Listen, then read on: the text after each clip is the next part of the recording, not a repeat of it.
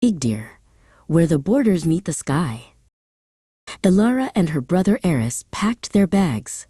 "We're going to Iğdır," shouted Aras, jumping on the bed. "It's known as the land of 4 seasons, Alara, and it's right by the great Mount Ararat." Alara laughed, checking her camera. They were ready for an adventure in this unique Turkish province. Their train journey ended, and they stepped out into the crisp Iğdır air. Even though Iğdır itself is one of the lowest points in Turkey, the world's most famous mountain seemed to hang right over the city. It was Agri Dagi, or Mount Ararat, standing proud and snow-capped. "First stop, Tazluka Salt Caves," announced their guide. They climbed down into the massive tunnels carved out of rock salt. The air inside was thick with mineral dust, famous for its healing qualities. Aras took a deep breath. "Wow, it smells like the sea and the earth all at once." After the caves, they drove toward the fertile plains. Iğdır sits near the Aras River, which feeds the soil, making it perfect for growing delicious fruits. Alara spotted endless rows of trees. "Look, Aras, the famous Iğdır apricots, or kayısı." They learned that Iğdır is one of the biggest apricot producers in Turkey.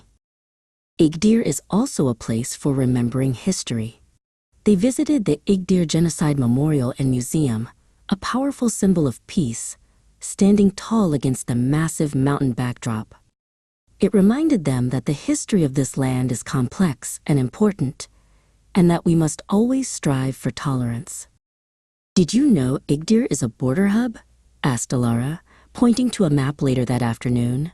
"It touches 3 countries besides Turkey: Armenia, Iran, and Azerbaijan, Nakhchivan. That means 4 different nations connect right here." Aras tried to imagine all the languages spoken so close to one another.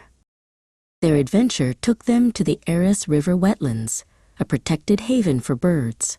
Aras pulled out his small binoculars. "There's a common redstart, and look, Alara, a black stork."